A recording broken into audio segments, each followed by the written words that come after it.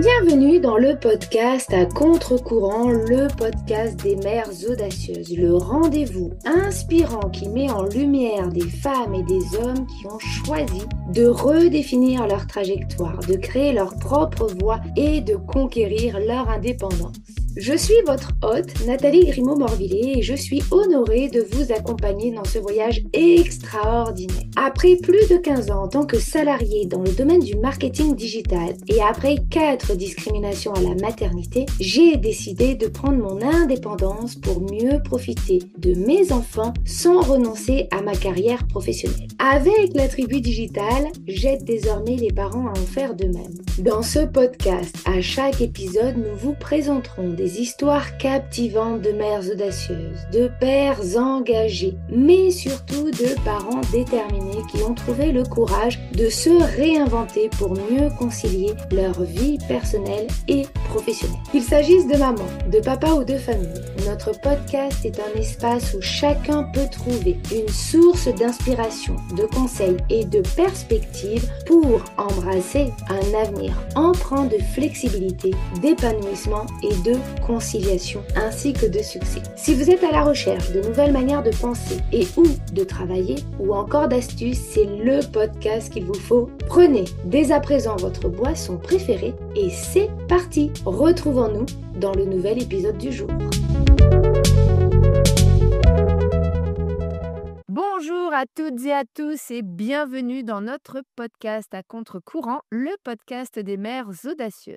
Quoi de mieux pour commencer cette 3e saison que de vous replonger dans votre vie d'avant maman? Très certainement, comme Emmanuel, vous pensiez que rien ne changerait, que devenir maman, ce serait juste une étape de plus dans votre vie, sans bouleverser votre parcours professionnel. Peut-être même que vous regardiez vos copines avec un brin d'ironie quand ces dernières, déjà mamans, réorganisaient tout autour de leur bébé. En tout cas, c'est ce qu'Emmanuel pensait, jusqu'à ce qu'on lui pose son bébé sur elle. Bim, un vrai raz de marée. Alors dans cet épisode, nous allons parler perte de repères professionnels, secousses, voire même tsunami émotionnel. Et Emmanuel va nous raconter comment ce moment de bascule, ce besoin de travailler différemment pour pouvoir voir grandir son fils, a grandi justement en elle. Si vous êtes maman, en pleine réflexion ou tout simplement curieuse de ces parcours qui ne rentrent pas dans les cases, alors cet épisode est pour vous. Bonjour Emmanuel, je suis ravie de t'accueillir dans ce nouvel épisode. Bonjour Nathalie. Pour commencer, est-ce que tu peux te présenter à celles et ceux qui nous écoutent? Bien sûr, donc je m'appelle Emmanuel, j'ai 44 ans, j'habite à Sainte-Padane, une petite ville près de Nantes. Donc c'est actuellement consultante en marketing digital depuis 3 ans et demi. Et avant ça, j'étais assistante hygiène, sécurité, environnement dans une PME dans la région nantaise. Très bien. Depuis quand es-tu maman et combien d'enfants as-tu? Alors, je suis maman depuis fin 2019 et du coup, j'ai un petit garçon qui a 6 ans. Bon, génial. Est-ce que tu peux nous raconter comment nous nous sommes rencontrés? Alors, on s'est rencontrés la première fois en 2021. J'étais la seule à te rencontrer, parce que je t'ai rencontré à travers une publicité Facebook. Donc voilà. Et après, on s'est rencontrés au fur et à mesure des formations que j'ai effectuées chez la Tribu Digitale. Oui, puis on a eu la chance de se voir pour de vrai à plusieurs reprises, notamment sur Paris, mais aussi sur Nantes, puisque mon grand maintenant fait ses études universitaires là-bas. Donc, ça a été un vrai plaisir de se voir aussi physiquement et pas que de manière virtuelle.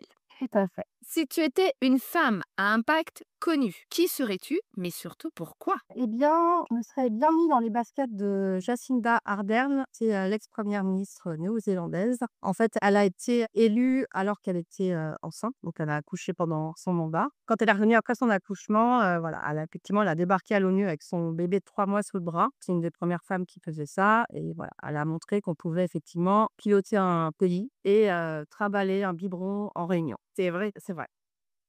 Et effectivement, après, en 2023, elle a su dire stop, en fait. Elle a quitté le pouvoir en expliquant que, voilà, elle avait plus assez d'énergie pour continuer. Ça me parle bien parce qu'effectivement, c'est ce que je me répète à moi et aussi à mes clients, de préserver leur énergie parce que c'est voilà, c'est le moteur de leur entreprise.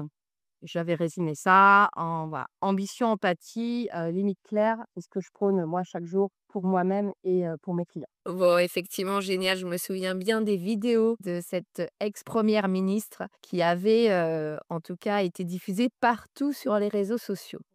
Avant de devenir maman, quelle place occupait ton travail dans ta vie? Et puis, à l'époque, comment imaginais-tu la maternité? Alors, avant de devenir maman, mon travail occupait une place que moi je considérais comme normale, classique. Alors après, chacun voit classique comme il veut. Je m'y sentais bien, j'avais des super collègues, j'avais une bonne ambiance, j'avais des projets intéressants. Voilà, un travail qui me donnait clairement envie de me lever le matin. Et à l'époque, j'imaginais la maternité un peu comme un nouvel onglet en plus dans mon agenda Google.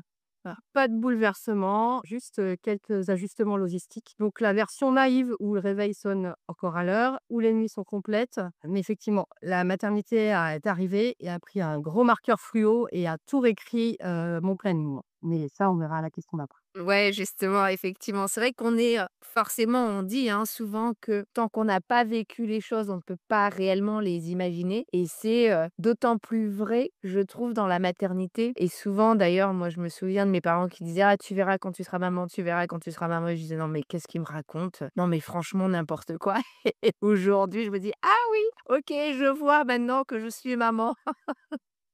C'est clair. Alors, ton petit bout est arrivé. Qu'est-ce qui a changé pour toi à la naissance de ton fils? Et est-ce que tu te souviens justement de ce moment un petit peu déclencheur qui t'a fait changer d'état d'esprit et puis surtout qui t'a fait prendre conscience que tu voulais autre chose? Bah, en fait, la naissance de mon fils, elle a rien déclenché de spécial. Ce moment déclencheur, ça s'est passé en mode, que j'appelle déclic. Ça a été plutôt comme une petite alarme qui s'est mise à biper de plus en plus fort, donc c'est venu au fur et à mesure. Pendant mon congé mat, j'étais en mode, compte à rebours. C'est-à-dire, je changeais des couches, je donnais des biberons toute la journée, c'était pas pour moi. J'avais qu'une hâte, c'était de retourner au taf. Et je me voyais pas du tout mère au foyer. J'adorais mon boulot et ça me manquait terriblement. Donc j'ai repris le boulot au bout de 3 mois, hyper motivée et bim, confinement. Ah oui, donc tu as repris le moment où ton sang s'est arrêté. Tout à fait. Et je sais que pendant le confinement, il y a plein de gens qui ont eu, voilà, des révélations. Clairement, moi, 0 révélation spirituelle. J'avais toujours qu'une seule envie, c'était de retourner au bureau. Quand j'ai enfin pu retourner, travailler, j'ai remis tout en fonctionnement. À 7h30, j'ai déposé mon fils chez son assistante maternelle. À 17h30, je le récupérais complètement lessivé de ma journée. OK. Et effectivement, au bout d'un moment, au bout de quelques mois, je me suis dit: «Mon fils est quand même 10 heures par jour loin de moi». Et effectivement, en fermant la porte un matin, je me suis dit: «Effectivement, je veux pas être mère au foyer, mais je veux pas non plus que quelqu'un d'autre vive toutes ses premières fois». Et là, je me suis pas sentie bien, en fait, sentie, complètement pas en phase. Et c'est là, où on parlait d'alarme qui commençait à sonner. Là, ça s'est mis à sonner plus fort. Et là, je me suis dit: «En fait, la vie que j'ai là, exactement, ne me va pas du tout». Ouais. Alors c'est très difficile parce que du coup, tu ton boulot. Donc contrairement à d'autres mamans avec qui ça se passe mal au travail, qui aiment pas leur travail ou avec qui il y a des difficultés avec les managers ou autre, toi, ça a pas du tout été le cas. Tu ton fils aussi et tu voulais passer du temps avec lui, hein, tout simplement. Mais du coup, les 2 ensemble, ça matchait pas dans la vie dans laquelle tu étais. Alors comment tu as vécu cette contradiction entre ton envie de continuer à t'épanouir professionnellement et celle de ne pas rater les premières années de ton enfant? Et puis, comment ce bouleversement intérieur, finalement, il t'a amené à revoir tes choix professionnels? Alors là, tu vois, imagine que tu as un élastique que tu tends à bloc. Donc d'un côté, j'avais mon job que j'adorais. De l'autre, j'avais ce petit garçon qui a pas demandé à être là, hein, et qui me regarde avec ses beaux petits yeux bleus. Effectivement, dès le lundi matin, l'élastique, il se tendait, il se tendait, il se tendait. J'adorais être au bureau, mais j'avais comme une loi dans la tête, qui me soufflait, voilà, tu rates, tes premiers pas, tu rates plein de nouvelles choses, en fait.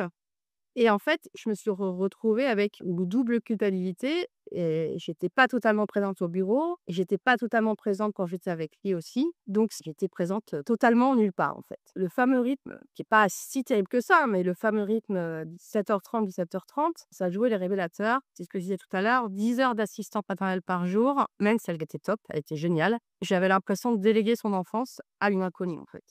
Et là, effectivement, la dissonance, elle est devenue trop forte en moi. Et du coup, je me suis posé 3 questions simples. Qu'est-ce que je refuse absolument? Qu'est-ce qui compte vraiment pour moi?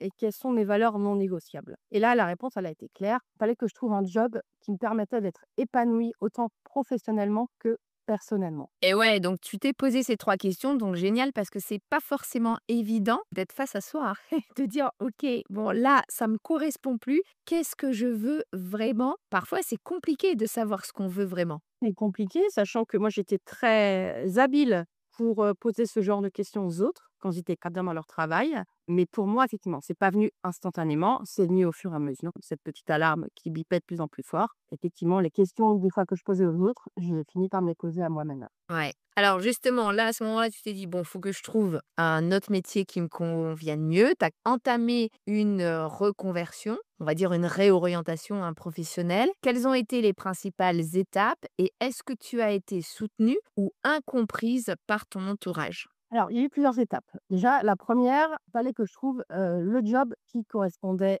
à ma vie et non pas à l'inverse. L'autre étape, ça a été d'être titillée par une pub, Facebook, de la tribu digitale, que j'ai vu plusieurs fois passer sans cliquer. Troisième étape, à un moment, j'ai cliqué sur la vidéo et j'ai assisté à la masterclass qui m'a convaincue. Quatrième étape, du coup, je me suis dit: «Bon, bah, du coup, faut y aller. À un moment donné, faut se bouger, faut se mettre en action». Donc j'ai, fait, la formation de social media manager. Après la cinquième étape, pardon, je voulais m'assurer que ça correspondait à mes attentes avant de m'engager dans quelque chose d'inconnu. C'était clairement inconnu pour moi. Donc une fois que je me suis rendu compte que ça correspondait bien à mes attentes, que j'avais pas quelque chose qui me plaisait pas, j'ai demandé une, rupture conventionnelle à mon entreprise. On m'a dit que ça se faisait pas, que pas ça servait à rien de demander. Je sais pas, je demande quand même, on sait jamais. J'ai attendu très, très, très longtemps d'avoir une réponse. Je te passe les détails, mais c'est effectivement très long. J'ai fini par avoir un oui. Et de là, j'ai pu, démarrer, ma nouvelle vie. Génial. Et en ce qui se concerne, le fait d'être soutenue ou incomprise, en fait, j'ai eu les 2. J'ai eu mon entourage très proche, donc qui est mon conjoint, qui a compris mon besoin, qui m'a soutenue dans cette démarche, qui était là pour moi. Et à vrai dire, tous mes collègues m'ont pris un petit peu pour une folle en me disant que tu es sur un petit peu un coup de tête et que, tu es un peu, pas très sain de faire ça parce que oui, j'avais acheté une maison, j'avais un enfant et Et tu as été en CDI pour l'entrepreneuriat. je quittais le Graal. Ouais, c'est ça, la stabilité pour l'instabilité et cetera. Tout à fait. Et comme je leur ai dit à tous, en fait, si jamais ça marchait pas, pour une raison ou pour une autre, eh bien, je trouverai une autre solution, c'est tout. De pas plus compliqué de ça dans ma tête, à ce moment-là. Si ça marche pas, je trouverai une autre solution, quoi. Mmh. Effectivement, c'est vrai que souvent, on est tellement formaté par la société avec le CDI, le salaire qui tombe tous les mois. Moi, j'associe souvent le salaire qui tombe tous les mois un peu à la drogue. C'est-à-dire que tous les mois, on sait qu'on a son salaire, quoi qu'il arrive, et cetera. Et que du coup, on n'envisage pas ou on n'imagine pas d'autres possibilités de travail qui va mieux répondre à nos attentes, ce que toi, tu as réussi à faire et finalement, aujourd'hui, tu t'en sors très bien. Mais c'est vrai qu'on est tellement formaté qu'on se dit: «Il y a que ça de vrai, le reste, c'est pas possible, quoi». Bon, ça va amener à du plantage, ça va amener à des problématiques financières et cetera. Tout à fait. Avant d'être maman, je pensais comme ça, hein, pour moi, bah, les gens qui étaient à leur compte, bah, je les enviais pas du tout, quoi, voire même le contraire, hein, moi j'étais très bien dans ce que j'avais et je respecte effectivement tout à fait des gens, bah, du moment où les gens sont bien dans ce qu'ils font, peu importe ce qu'ils font, Exactement. parfait, quoi. Mmh.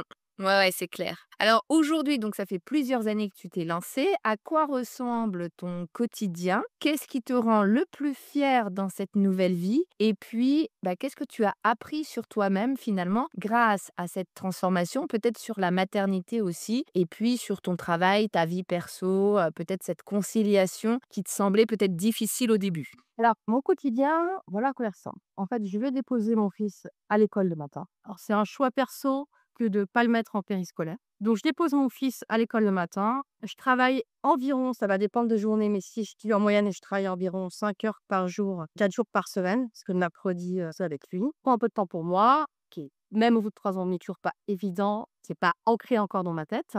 Puis après, bah, je vais récupérer mon fils à l'école. Donc une fois qu'il est récupéré, bah, voilà, c'est le temps du goûter à la maison ou au parc suivant le temps. Voilà, on prend le temps de se parler, de jouer ensemble, de partager. Je suis plus, lessivée, fatiguée comme avant. Je suis beaucoup plus ouverte et enclin, tout ça. Alors il y a aussi l'âge, hein, qui fait ça. Le fait qu'il ait, 6 ans, forcément, il y a plus de dialogue et d'échange qui s'instaurent, clairement. Et un petit peu plus autonome aussi que quand tu devais changer la couche et lui donner le bain. Tout à fait, tout à fait. Et ce qui me rend fière, c'est d'avoir trouvé mon propre équilibre vie pro, vie perso. C'était mon objectif numéro un quand j'ai choisi ma reconversion. Je dirais qu'aujourd'hui, c'est mon plus bel accomplissement.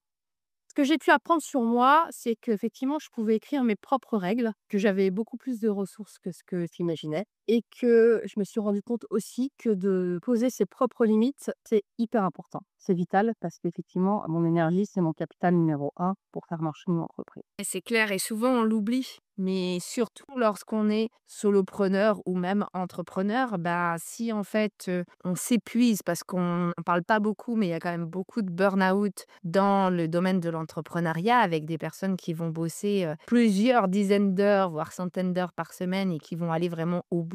Eh bien l'entreprise, la majorité des entreprises ne tiennent plus si la personne en fait n'est pas en bonne santé et ne préserve pas son capital énergie donc ça, c'est effectivement un point essentiel. Clairement, clairement, c'est essentiel. Moi, c'est assez vite arrivé parce qu'en fait, j'ai été tellement épuisée par la maternité qu'en fait, à un moment, je me suis dit: «En fait, voilà, faut faire des choix». Le choix numéro un, c'est forcément moi et mon énergie. Après, c'est juste prioriser où tu places ton énergie, où tu mets tes actions, pas vouloir se disperser et remplir ses journées au max, ça sert à rien, en fait. Je pense que c'est courir à sa perte. Après, c'est ma vision des choses.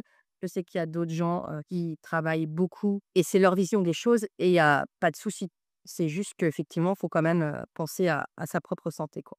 Hectare. Ce que j'ai appris sur la maternité, que mon fils, il attend pas une super maman, irréprochable, bien, comme il faut, parfaite. Il veut juste que je sois là, vraie, avec mes forces, mes failles. Et je me suis toujours dit que la culpabilité, c'était comme un GPS. Dès qu'il bip, faut que je réajuste, on va dire, la route. Pas la destination, mais la route. Et effectivement, en soi, c'est ce que je pense, on n'équilibre pas, mais on danse entre tous les rôles. Entre le chef d'entreprise, maman, femme, copine, je ne sais quoi. On essaye de faire au mieux et d'équilibrer, au suivant les périodes de l'année, ça va être différent, donc on fait juste au mieux, quoi. Oui, puis en fonction des envies, en fonction de ce qui nous anime aussi et effectivement, ce qui est important là dans ce que tu dis, parce que souvent les mamans cherchent la perfection, mais un enfant, il s'en fiche d'avoir une maison nickel chrome rangée ou, de manger tous les jours à midi. Comme tu le dis, ce qu'il veut, c'est d'avoir une maman qui soit présente, avec qui il puisse échanger, partager des moments et avoir des souvenirs aussi lorsqu'il va grandir. Tout à fait.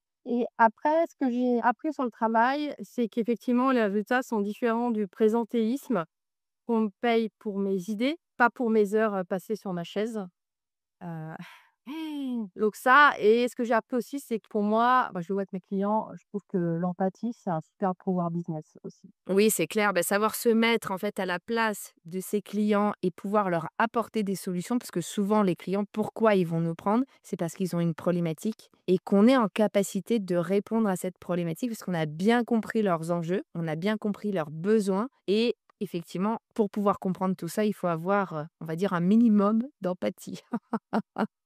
Sinon, c'est compliqué de se mettre à la place des autres. En tout cas, merci, beaucoup pour tout ce partage. Quel message aimerais-tu passer à d'autres femmes qui se sentent, peut-être comme toi il y a quelques années, tiraillées entre ambition et maternité? Ou alors, tout simplement, si tu pouvais parler à la version de toi avant de devenir maman, qu'est-ce que tu lui dirais? Alors, à toutes les femmes ambitieuses, toutes les mamans ambitieuses qui nous écoutent, j'ai envie de dire 4 choses. Tu as le droit de vouloir les 2. Vouloir signer des contrats et lire Tchoupi va au cirque le même soir, c'est pas de la gourmandise, c'est de la vie bien remplie. En deuxième, pose tes limites avant qu'on le fasse pour toi. Tu sais pas dire non merci à la réunion de travail du vendredi à 18 h. Quelqu'un va te dire: «Bah, parfait, on la bloque». En 3, n'hésite pas à demander de l'aide sans t'excuser. Le jour où tu délègues ta lessive, ton ménage, ta compta, tu ne deviens pas une mauvaise mère. Tu récupères du temps pour être une bonne version de toi-même. Alors ça c'est essentiel et je connais tellement de femmes qui osent pas demander de l'aide, alors qu'en fait, déjà naturellement, les gens sont prêts à aider et en plus, c'est pas effectivement comme tu le dis, parce que tu fais pas ta lessive que du coup, tes enfants vont t'en vouloir et vont dire que tu les as pas bien traités. Parce que tu auras plus de temps, bah, ce temps-là où tu as pas fait la machine, où tu as pas étendu, ce sera du temps que tu pourras leur accorder ou que tu pourras t'accorder à toi-même. Parce que, bah, pour avoir de l'énergie et être bien avec eux, il faut que tu aies de l'énergie aussi et que tu te sois bien avec toi-même. Tout à fait. Et le quatrième point, je voulais évoquer, c'est que la culpabilité est un voyant, pas un jugement. Si ça s'allume, vérifie le moteur, ajuste le trajet, mais ne laisse pas ta voiture au garage. À la moi d'avant, je dirais juste respire. Oui, ton agenda va exploser, mais tu vas alors inventer un système encore plus malin pour le gérer. Oui, tu vas oublier un doudou à la crèche ou à l'école, mais tu n'oublieras jamais ton ambition. Et non, concilier les 2 n'est pas une utopie, c'est un réglage permanent. En gros, ambition et maternité, c'est pas un tir à la corde, c'est plutôt une corde à sauter. Parfois, tu t'emmêles les pieds, mais quand tu trouves le rythme, c'est hyper amusant et ça fait des jambes en béton. Ah, génial. Bon, un petit rappel sportif aussi, qui permet de redonner de l'énergie d'ailleurs, hein. On l'oublie souvent. Bon, en tout cas, génial. Merci beaucoup pour tous ces conseils et j'aime beaucoup effectivement les rapprochements que tu as faits. Pour terminer cette interview passionnante, est-ce que tu as une réussite ou un moment à nous partager, bien sûr, en relation avec le sujet du jour? Bah, ce que j'aurais voulu partager, alors ça, c'est effectivement propre à moi. Effectivement, avant ma reconversion pro, il y avait souvent des conflits avec mon conjoint pour savoir qui prenait sa journée parce qu'on avait notre enfant malade ou son assistante maternelle malade. Et c'était voilà le concours de qui a la réunion la plus importante, qui a le plus gros contrat signé, qui a un conflit permanent. Et maintenant, il y a juste plus de conflit en fait. C'est juste que je peux, moi, ajuster ma journée de travail en fonction de ça. C'est ce que ça m'apporte, en fait, l'entrepreneuriat, c'est la flexibilité. Le fait de pouvoir, si je le veux, travailler le soir quand mon enfant est au lit, je le vis très bien, en fait. Si j'ai pas pu le faire la journée parce qu'il avait besoin de moi, parce qu'il était malade, il était pas bien, eh bien, je travaille le soir et c'est pas un souci, en fait. C'est fait avec, enthousiasme et plaisir et le fait de pouvoir être flexible dans mes horaires de travail pour pallier n'importe quel souci, pour moi, ça, c'est juste le grand luxe, en fait. Ouais, je te rejoins à 300%.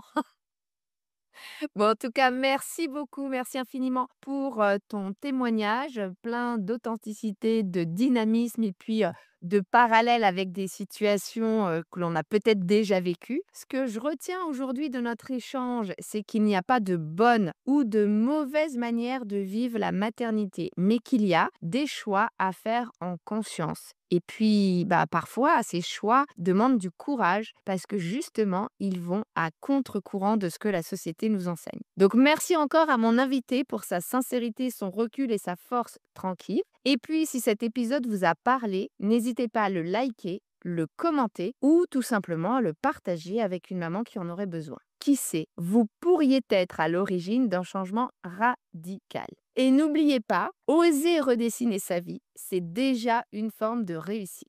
En attendant notre prochain épisode, je vous souhaite à toutes et à tous une très belle journée, après-midi ou soirée et surtout, prenez soin de vous.